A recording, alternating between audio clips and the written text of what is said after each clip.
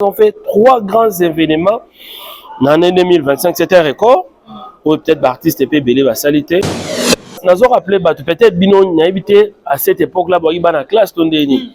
Le roi de la forêt a bêta la nuit africaine en 2011 dans le Stade de France. Nous avons rappelé peut-être Binon habité à cette époque-là, dans la classe Tondéni. Le roi de la forêt a bêta la nuit africaine en 2011 dans le Stade de France. C'est nous on est à Stade de France, le roi de la forêt est bien. Lélo, c'est fallu pour pas aigle à bêta 2 dates. Tout ce qui est calmement à bêta 2 dates et simba to c'est la pour honneur à Congo. Voilà. La 4e génération artiste n'a pas frappé ma place. 4e génération. 4e génération, bah oui, rien. Oui, oui. Ah ben oui, rien moi. 5e génération. 5e génération. Boteng na bana la 5e génération. La 5e génération anan ba. Ils ont la 5e génération solo. Mais les lots sont au tambour na ba bar nyonso à Kinshasa. C'est Héritier qui est chanté. Ça, je vous dis la vérité. Oui, oui, donc, mention spéciale. Je pense que dans ces messages, Chemin de la gloire, album Ezoyemba Marobanda, premier Nzembo, Nanzembo Asuka. Ma réconciliation, même dans ma famille, il faut ça la réconciliation. Même dans ma famille, même dès que tu as ma famille, totalaka, dans la réconciliation, moi, Nanini, il faut ça la réconciliation. Ce n'est pas tous les enfants. Tolbika qui Nzamba pesi à pouvoir, il y a foula. Lelo, bomoni ne gonabiso Masai, a commis place à commis. Sauf quand ça la chemin calmement. À reproduire Roga, à reproduire il est libre, en tout cas, il est libre dans son chemin à choisir.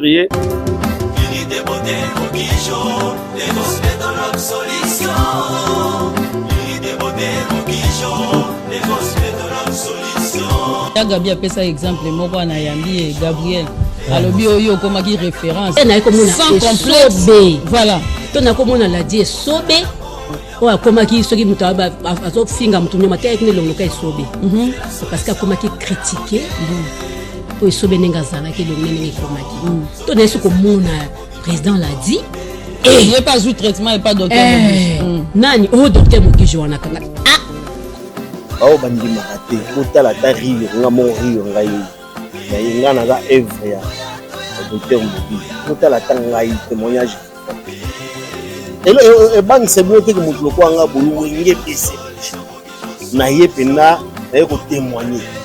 Très chers fidèles de CPS TV, la chaîne de référence, bienvenue sur votre émission Actualité. Je suis là votre humble servante, Carmen Aladjoula, diva de la presse congolaise.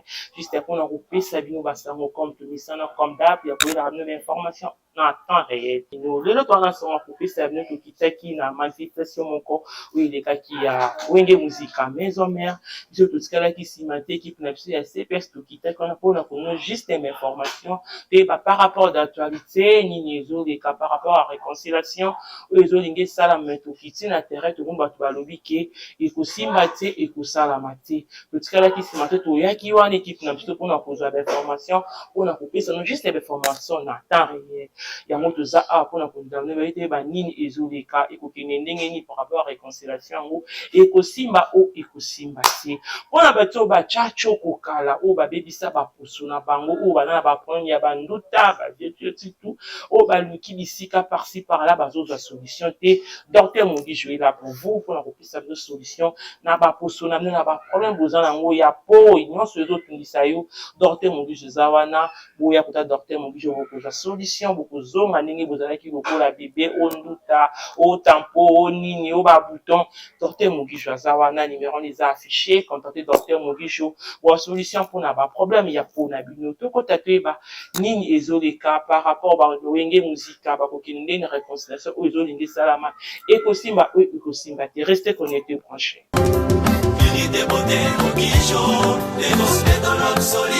Voilà. Merci beaucoup Trésor Lumière en tout cas, baboni aussi la PRTV voilà d'ailleurs. Dans le monde entier, nous en direct la fête il manifestation qui a la compte il y a DAP et tout le monde est Trésor Lumière aujourd'hui. Donc il y a coordonner manifestation du début jusqu'à la fin. Mais alors quand on a coordonné tout le monde est présence il y a l'artiste. Tout le monde est présence il y a Weranson et puis présence il y a Jean base. Et ça qui non, au moni Mikosa, dans la Miko. Ok. Voilà, voilà. Voilà, donc au moni LK, Trésor Lumière à part presse, à part le fait d'être un journaliste, naza événementiel. Et puis naza, ouais, naza événementiel, naza moutou na gérera ba grand événement mingi ça dans la centre-ville. La ville à Kinshasa et puis notamment boyebi tous les concerts au Wengezo Beta ces derniers temps dans la ville. So talibien, c'est coordonné par Trésor Lumière. Donc ça c'est mon côté au Batuming Baïba, Tefou Baïba. Bien sûr, c'est qu'on a officiellement. Et puis le roi de la forêt a annoncé officiellement le rôle de Trésor Lumière. Parce que tu as rôle de Trésor Lumière. Ouais, je suis. Ah oui, on découvre un besoin de talent. Alors, ESA événement, il y a 30 ans d'anniversaire, il y a DA+. DA+, ESA, maison Oyo, il y a informatique répétée. Ça fait 30 ans, ça travaille en partenariat avec la société sur le plan informatique, bureautique, logiciel, belé. On a une particularité, il y a DA+. De l'autre côté, il lancement un logiciel il y a SICA, cybersécurité, comment on évolue. Et puis, ça a 30 ans, il y a DA+. N'est pas un événement Oyo, DA+, en tout cas, invité d'honneur collègue Ouera. Très bien. Pour que événement les cas bien fait le roi de la forêt. Il y a le roi de la forêt qui. Tolinga le roi de la forêt Zalazali ayaki c'est ici bateau. Voilà. Voilà, merci beaucoup Trésor Lumière. Tant que le vidéo comme le roi de la forêt, en tout cas, il se trouve qu'il sera ma casse et puis on comprendre que Trésor Lumière a sa carte que le roi de la forêt, c'est que la branche est tellement ébellée vraiment il y a le roi de la forêt. Le Trésor Lumière. Sur le nom de ce long cas où musique à la maison, mais parce que vous avez un nom. De mettre ma soeur à date, puis c'est 30 ans de mon événement, il est tellement qui te commence. Oui, ma soeur a célébré ma meublé en 2025. Et s'il faut dire, au tali, calcul, il y a eu ensemble depuis performance et bilan. Pourquoi examiner mon dé? Positif. Positif. Au mois de 2025, tu as une arène à Grand Paris, en février. Succès fou. Toye na juin, tout ça y est bon na Bruxelles, na couleur café, et les gars qui tournent et tu aussi les sangons na mois d'octobre, na Didas Arena. Donc le roi de la forêt Kobet a d'abord des concerts na Nîmes, des grands concerts na année. Ils ont facilité ajouter dans le festival les couleur café. Donc tous nous avons fait 3 grands événements en l'année 2025. C'était un record. Ou peut-être artiste et belé va salité. Bino, journaliste, biso, communicateur, photojorateur, t'as la rappel sur ma caméra qui est bien. Moment où on peut dire que bien, vous avez eu un boloba. Et si on peut dire bientôt le roi de la forêt, félicitations, 2025, c'était une grande réussite. Donc, 3 grands événements. En dehors de ça, lancement, il y a Maxi Single départ unique. Tout ça, donc, tout s'est très bien passé pour 2025. Voilà. Et l'équipe tellement qui tourne en 2025 et 2026. Annonce. Bon, c'est le roi de la forêt. Annonce parce que la c'est ça déjà. Pour le roi de la forêt, on sait que c'est la bise parce que moi, et ça, est-ce que la bise sur date, la janvier, tout février, tout ça. Non, surtout, mon ibisonio s'annonce, il y a Forêt Nationale. Voilà.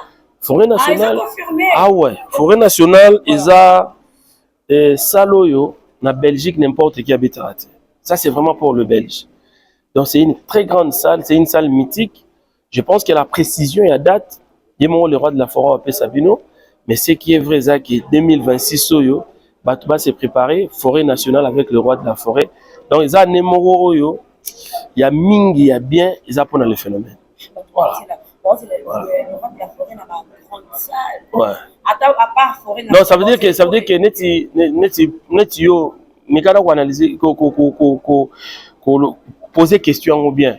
La grande salle n'est pas une. En dehors de la Forêt Nationale, oui, au moment où il y a eu Arena, propriétaire à Sikavaye, c'est des Américains. Bango ba sombi eu Arena, yango moni retardé moké programmation aux Isaïe pour la 2026.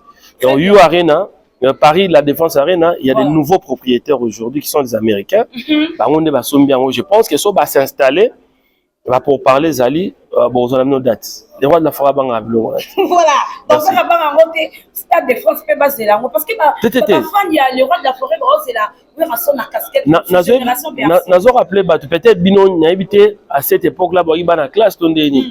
Le roi de la forêt a bêta la nuit africaine en 2011 dans le Stade de France. Bien qu'ils aient concert à Yété, il y a Afrique Mobimba à bêta déjà. Donc, c'est nous, on est à Stade de France, le roi de la forêt est bien. Et puis je rappelle, même en 2011, nous étions avec Fali Poupa Zobeta Siko Yemoko. Nous allons à la nuit africaine. Fali Poupa Betaka, le roi de la forêt Betaka, la nuit africaine. Lélo, c'est Fali Poupa Egla Zobeta 2 dates. Tout ce qui est calmement à Beta 2 dates et Simba to sepela pour l'honneur à Congo. Et puis total, calmement, le roi de la forêt, ils ont Marambo yo boebi qui abanga ngote. Voilà, bébé qui a pas monté, raison lumière de la mission. Voilà. La 4e génération artiste ni na frappé ma place. 4e génération? 4e génération, bah oui, rien. Oui, oui. Ah ben oui, rien moi. 5e génération. 5e génération? Botek na bana la 5e génération. La 5e génération anan ba. Ils ont la 5e génération solo. Oh mais alors on a pas question on a 4e génération, la 5e génération. Ils ont moi en bruit hein. Faut total en bien. Total en bien. Comme toi on a maîtrise la 5e génération, je pense que Batutu va ça boulot bien. Va ça boulot bien. Mais mention spéciale, je dois le dire ici, ils ont pour intérêt héritier Watanabe. Tu sais l'album d'héritier au Bima dernièrement, le titre intitulé Rani. Album héritier. Non, l'album d'héritier. Mi-ange mi-démon. Chemin de la gloire. Je vous dis, cet album est bandarane timide. Mais les noms sont au tamboli na ba bar nyonso à Kinshasa.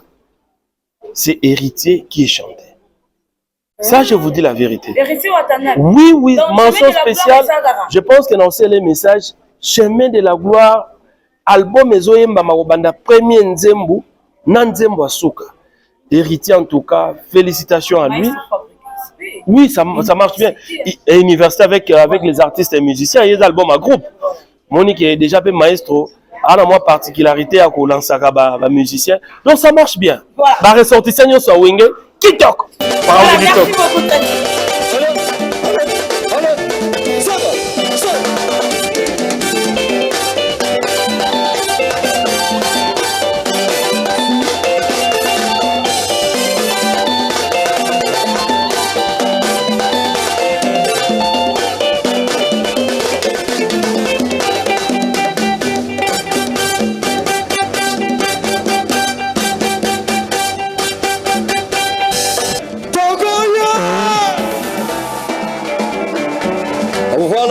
Merci beaucoup. Merci mes frères congolais. Là, je peux chanter maintenant, je vais vous coucher tout de suite là. Là, c'est le roi de la forêt. Eli! Eza! Nali! Phénomène! Allez, tout le monde,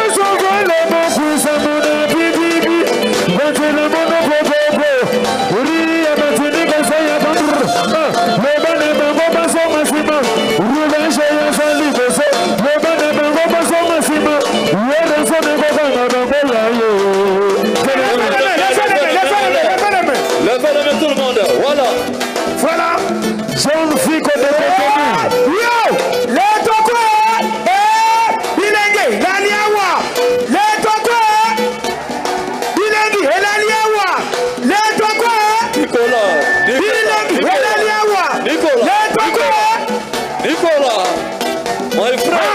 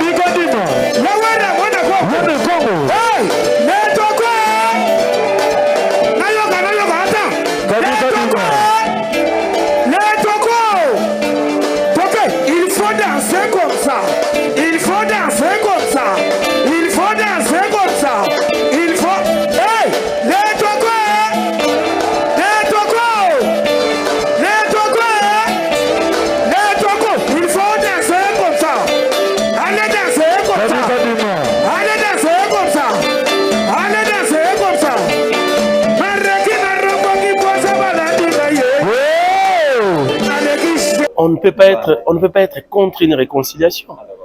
Donc même dans la famille, même dans les Libota, même partout sur place, il faut réconciliation, non. Ma réconciliation, même dans ma famille, il faut ça la réconciliation. Même dans ma famille, même dans ma famille, la réconciliation, moi, il faut ça la réconciliation. Ce n'est pas tous les enfants qui ont pouvoir réconcilier. Mais est-ce que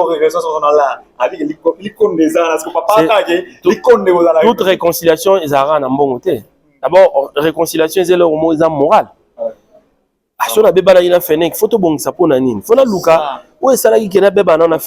Mais quand je viens te donner l'argent, je te corromps. Et ça, sincèreté. Peut-être pour mon numéro. Mais une réconciliation doit d'abord être sincère. Voilà, c'est ça. En tout cas, merci beaucoup. Voilà. Question à tout cas, les rois de la forêt, on a osé là, et Tony qui Massé Production, qui a Paris la défense, Paris la Grand Paris, tout le monde y baille na couleur café. Tout c'est là où il y a un producteur. Un producteur, c'est un business. Sur un business dans le roi de la forêt, le roi de la forêt Matissé, Mokilemonier, ça n'a rien à voir. Alors, le roi de la forêt, il y a une polémique inutile. C'est-à-dire que ce n'est pas un membre de Wenge, ce n'est pas un mécène de Wenge, il était venu faire des affaires avec le roi de la forêt. Bomoni Binomoko, il est ce qu'il est aujourd'hui grâce au phénomène. Le phénomène de Tolbika qui Nzamba pesi à pouvoir ya fula. Lelo Bomoni ne gonabiso Masai a commis place a commis. So pas ça la chemin na calmement à reproduire roga à reproduire il est libre en tout cas, il est libre dans son chemin à choisir ou à choisir bana la maison mère tout tenir rigueur. S'il vous plaît un membre de la bisoté, a business et il peut ça ne nous dérange en rien. Le roi de la forêt nationale est producteur non proposer daté, c'est parce que on doit réunir tous les éléments autour pour que Maramos à la bien. Et puis on refuse à ce que quoi qu'ils aient là. Parce que le roi de la forêt est tellement grand il faut makambo na ye pe koka na ezala pe na niveau ya komona qui peut FCST Pestozala qui va pour la information pour qui bino moko. Merci na mon cameraman privé la kisima la caméra Gradi Maïla waza qui va pour notre pesa nous juste ba image qui toko bozo mon bozo mon qui va apprécier azawana pour la bino. Compte moi Carmen à la radio on se va sur nouveau numéro au santé pour na docteur mon bijo votre problème à l'opuso ou on a problème il y a ba tempo ndu tazo du sabino docteur mon bijo azawana à face na victoire na matonge na face ya maison communale ya victoire clinique à docteur Mogi Zawana pour nous couper sa vie va solutionner un problème dans nous ya pour rester branché connecté sur CPS TV beaucoup ça n'a jamais décidé quand on m'a terminé la radio on se va ces nouveaux numéros bye bye.